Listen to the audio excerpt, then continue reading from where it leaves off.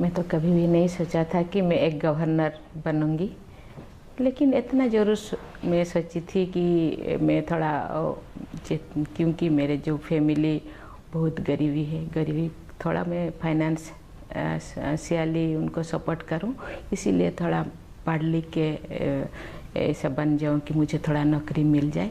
लेकिन मुझे पॉलिटिक्स में जाना, ये गवर्नर बनना, ये मैं कभी सोची नहीं थी। मेरा पढ़ाई गांव में हुआ।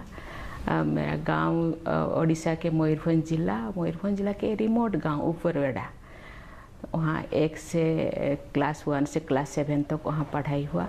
इसके बाद मैंने, आप जानते हैं कि वहाँ के जो मिनिस्टर होते हैं कि एमएलए होते हैं, बीच बीच में गांव आते हैं। एक दफ़ा ऐसे हुआ कि वहाँ के मिनिस्टर वहाँ गांव आए थे, तो मेरे पिताजी ने बोले कि आप वो ऐसे तो मैं तो नहीं जा सकता हूँ, क्योंकि मुझे थोड़ा वहाँ जाना, क्योंकि ये पुअर है, वहाँ उनको बातचीत रहन सहन उनका थोड़ा डिफरेंस है, मैं नहीं जा पाऊँगा।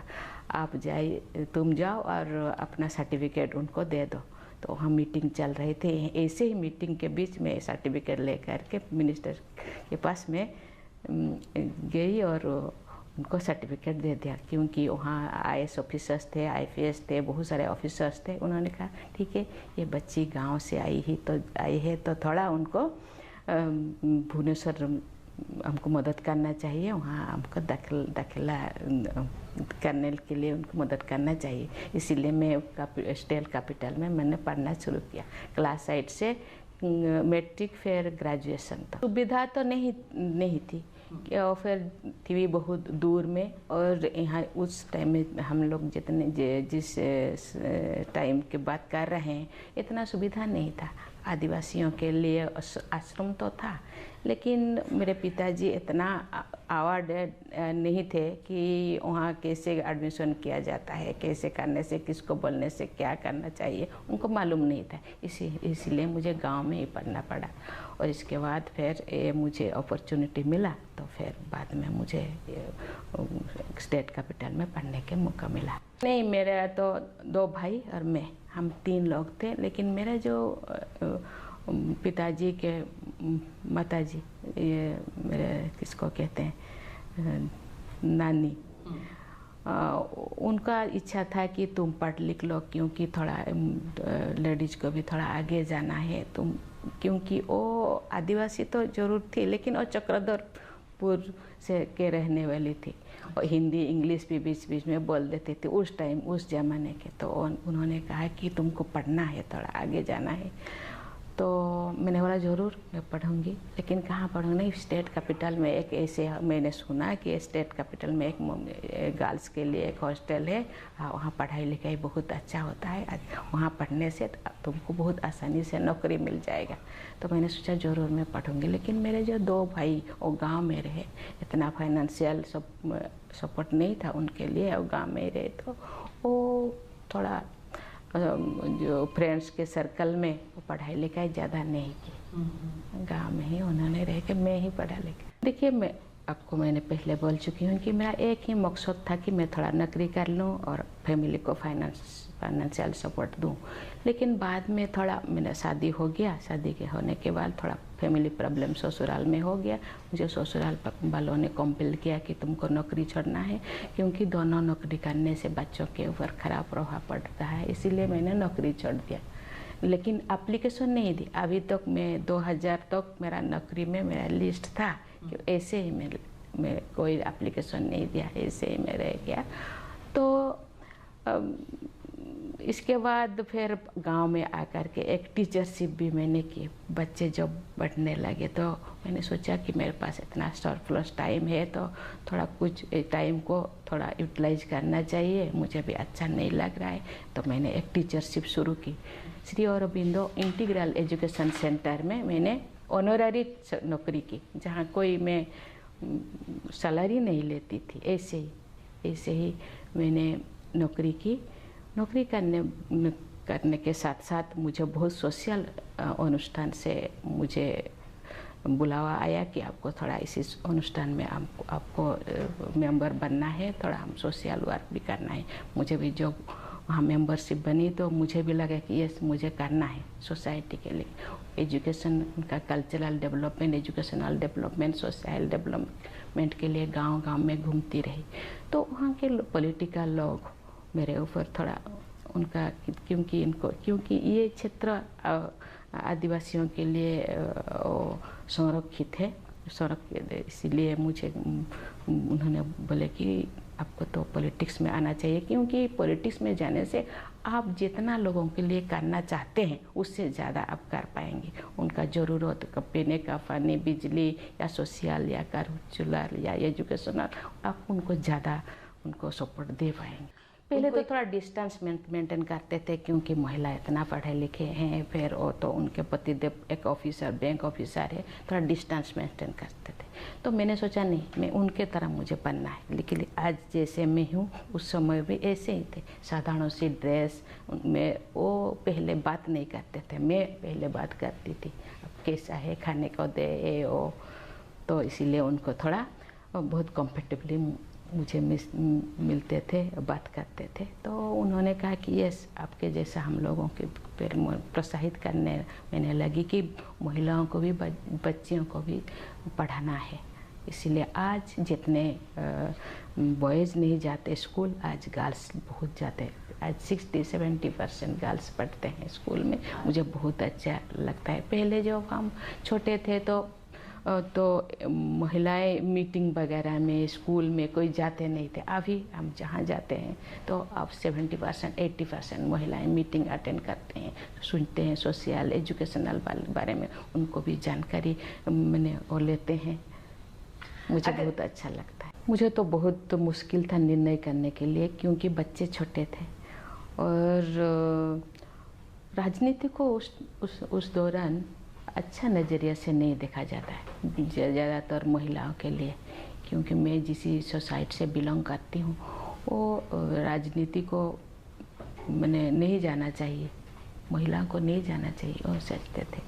लेकिन मैं जो वहाँ स्कूल में मैं टीचर्स थी, तो वहाँ के बगल में अपना एक जो मंत्री, मुझे जिन्होंने मुझे दखला दिया, जो पढ़ने के लिए स्कूल में दखला दिया, उनकी एक दोस्त रोज़ मुझे मिलते थे। मैं जो स्कूल छुट्टी हो जाता था, द्रौपदी आपने क्या सोचा, मैंने जो आपको जिक्र किया था, आपको पॉलिटिक्स में आना चाहिए, सोशल वर्क कर रहे हो, थोड़ा फील्ड बहुत विस्तार फील्ड, बड़ा फील्ड होगा काम। मैंने बोला नहीं, मैं तो नहीं होना चाहिए। इसके बाद मेरे पतिदेव को, उन्होंने पतिदेव का थोड़ा वीकनेस, पॉलिटिक्स के पर बहुत वीकनेस था, उनको थोड़ा उन्होंने समझाया। तो मैंने बोला ठीक है, क्योंकि महिलाओं को पॉलिटिक्स में मुझे जितना तर पता है, जितने मैंने सुनी है कि ऐसे रात दिन वहाँ काम करना पड़ता है, रात को भी जाना पड़ता है, कभी रात भी टूट करना पड़ता है, और पुरुष लोगों के साथ जाना पड़ता है। तो ये जो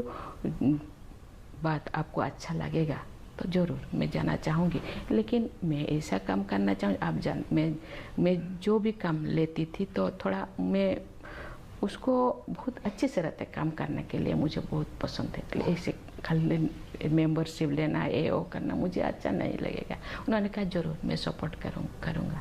तो मैंने बोला ठीक है। तो उन्होंने मुझे मैंने फिर कि मैं नीट एंड क्लीन थी और मैं टीचरशिप भी करती थी। इतने गार्डियंस में जो सब्जेक्ट पढ़ाती थी ना, उसी सब्जेक्ट में और ट्यूशन नहीं देते थे। बच्चे ऐसे 70-80-90% रखते हैं। सब मुझे गार्डियंस लोग कहते हैं, मुर्मू जी आपका सब्जेक्ट में हम अपने बच्चों को हम कोचिंग नहीं देते, क्योंकि आप तो इतने अच्छे तरह के, क्योंकि मुझे बहुत प्यार करते थे, क्योंकि मैं सोशल वर्कर भी थी और मुझे बहुत अच्छे तरह से जानते थे। इसीलिए मुझे आसानी से मुझे वहाँ जीत मिल गया। और जीतने के बाद मुझे वाइस चेयरमैन भी वहाँ नोटिफाइड एरिया काउंसिल में बना दिया गया और मुझे कुछ काम दिया गया, ऑथराइज किया गया, क्योंकि चेयरमैन ऑल इन ऑल होते हैं। मुझे थोड़ा वाइस चेयरमैन के हिसाब से मुझे थोड़ा पावर मुझे दिया गया। तो जिस डिपार्टमेंट का मुझे पावर दिया गया, मैं बहुत सैनिटेशन का मैं बहुत अच्छा, क्योंकि वो सालों से जो काम नहीं हुआ था, मैं वहाँ 15 वार्ड है, मैं 15 वार्ड में घूम के लोगों मैंने काम किया। फिर हर मैंने पर्सन टू पर्सन मुझे पहचानने लगे। जो लेडीज लोग मुझे नहीं पहचानते थे वो भी मुझे पहचानने लगे।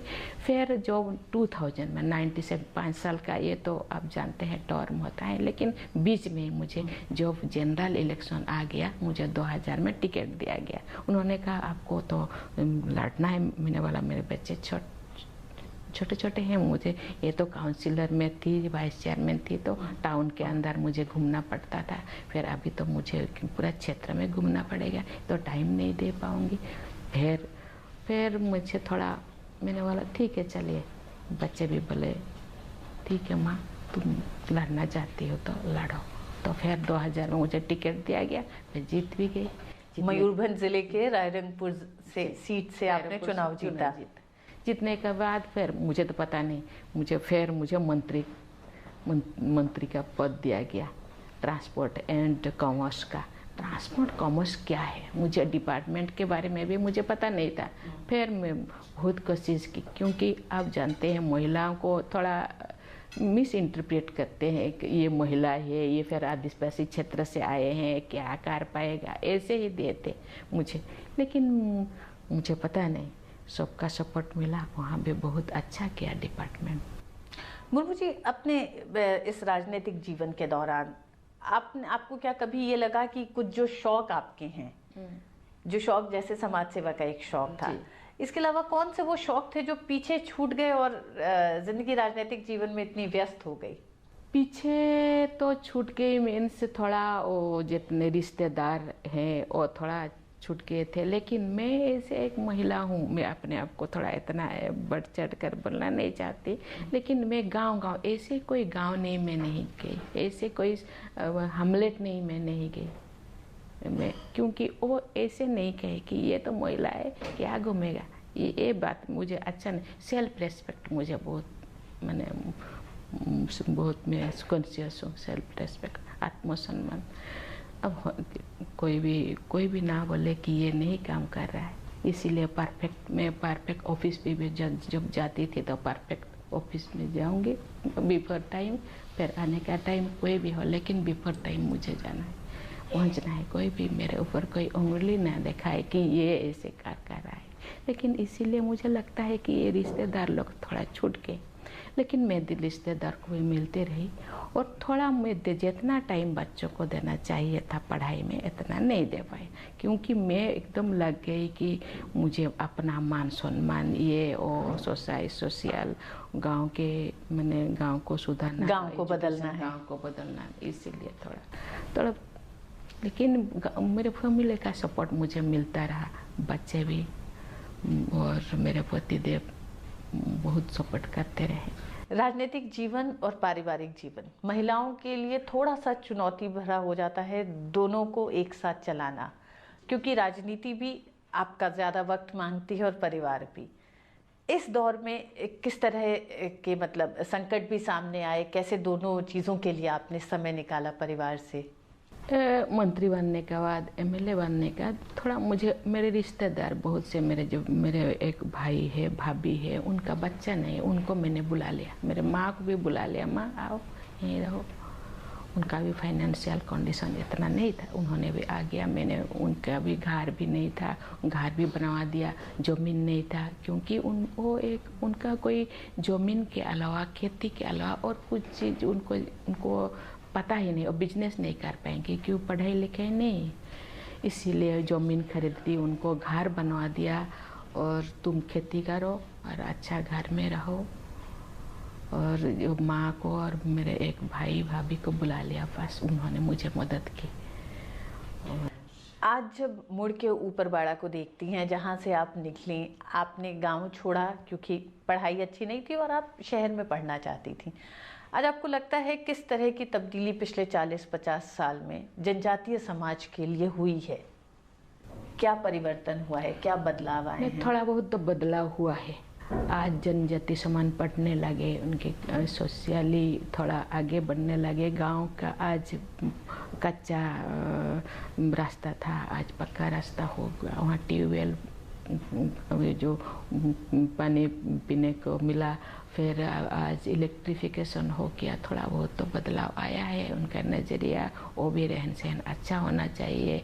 उनका जो ड्रेस थोड़ा अच्छा पहनने लगे, तो क्योंकि ये बाहर दुनिया का प्रभाव उनके ऊपर थोड़ा पड़ने लगे। उनको बच्चों को अच्छा स्कूल में दाखिला मैंने वो देते हैं, कोशिश करते हैं, इसलिए थोड़ा।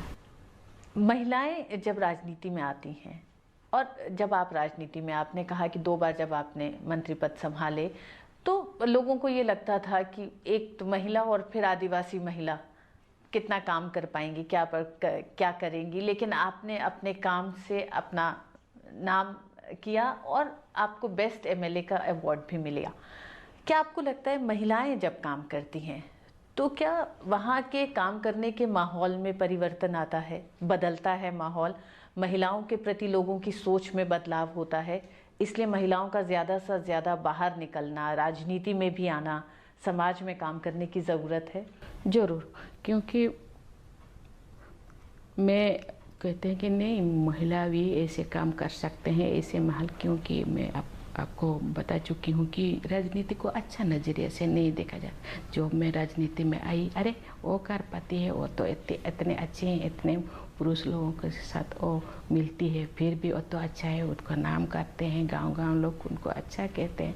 क्योंकि हम भी ऐसे लोगों के साथ रहते हुए भी हमने अपने आप को हम प्रूव कर पाएंगे। इसीलिए आज महिलाएं भी अब इलेक्शन भी लड़ते हैं। आज पंचायत राज को उड़ीसा में 50% महिला के लिए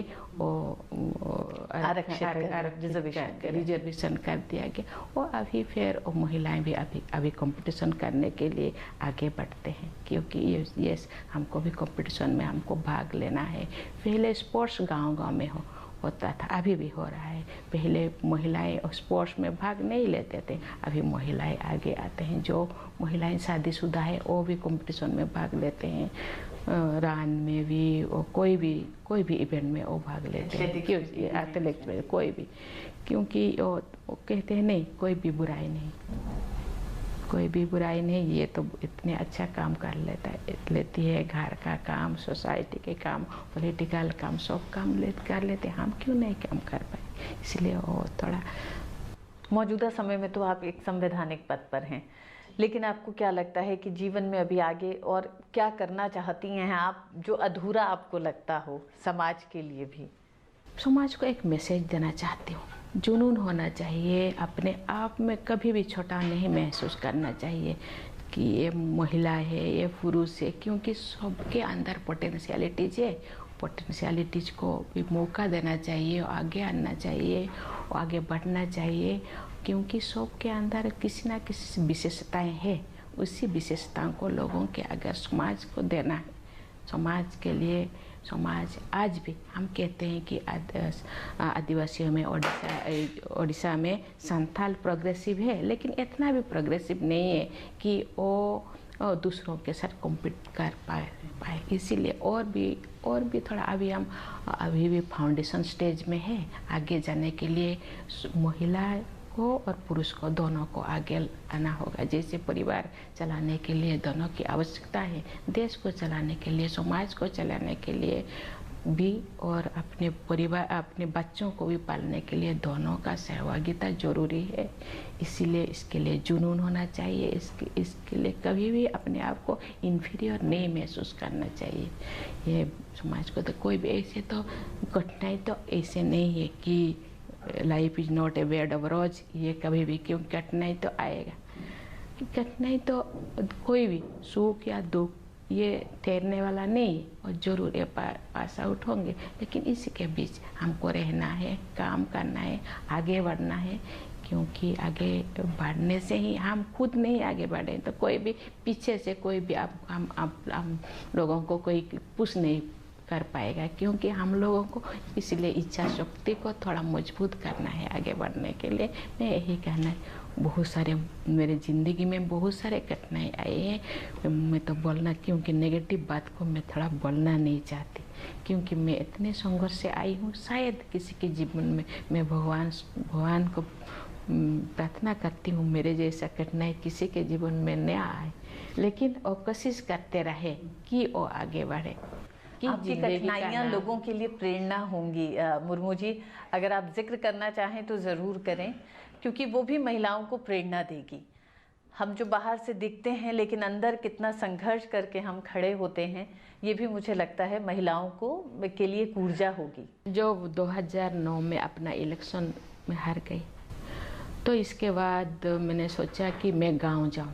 अपने बेटों को मैंने बोला तुम यहीं पे स्टेट कैपिटल में तुम पढ़ाई करो, मुझे गांव जाना है, क्योंकि गांव में काम करना है। क्योंकि आप तो अभी पढ़ाई कर रहे हो, कोई नौकरी तो नहीं कर रहे। अभी मेरे पास तो मैं कोई सरप्लस मनी नहीं है, जितने अभी पेंशन मिलेगा उसी से हमको गुजारा करना पड़ेगा। इसीलिए मैं गांव गई। तो मेरे बच्चे भुवनेश्वर में। एक दिन मैंने सुना कि बच्चा सुबह नहीं है, बच्चा ले गए, शरीर छੱਡ दिया। तो क्या हुआ मुझे पता नहीं। तो मैं थोड़ा टूट गई। मैंने सोचा अरे क्या हुआ ये ज़िंदगी। मैंने सोचा कि कुछ दिन के लिए मैं थोड़ा अब थोड़ा शांत हुई, उसके बाद फिर आप डिप्रेशन में चले गए। डिप्रेशन में सब सोचे कि ये शायद नहीं रहेगी, ये मर जाएगी। लेकिन मैंने सोचा मुझे जीना है। तो कुछ लोग तो है, लोग मुझे मेरे पास आए। अरे लाखों लोग, आपके एक बेटा चला गया तो क्या हुआ, हम लोग हैं। तो इसके बाद मुझे बहुत संगठन का काम दायित्व तो मुझे दिया गया। उन्होंने कहा आपको जाना है, गांव जाना है, समाज आपको मैंने वेट कर रहा है, वो गांव जाना है, लोगों के लिए काम करना है। फिर मैं थोड़ा 2-4 महीने के बाद मैंने सोचा थोड़ा मुझे रिलीजन के दिशा में मुझे जाना है, मुझे तपस्या थोड़ा करना है, माइंड्स को थोड़ा सेट करना है। इसीलिए मैं ब्रह्मा कुमारी ज्वाइन किया।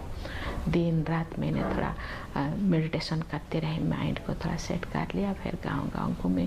फिर इसके बाद फिर गांव में फिर प्रवचन भी मैं देने लगी गांव में कि कैसे रहने लाइफ में, कैसे ये बदलाव लेना चाहिए। तो जितना नेगेटिविटी है अपने पास, काम क्रोध लोभ मोह अहंकार है, फिर इतने नशे, थोड़ा वो तो एडिक्टेड आदिवासियों का अंदर थोड़ा है इससे।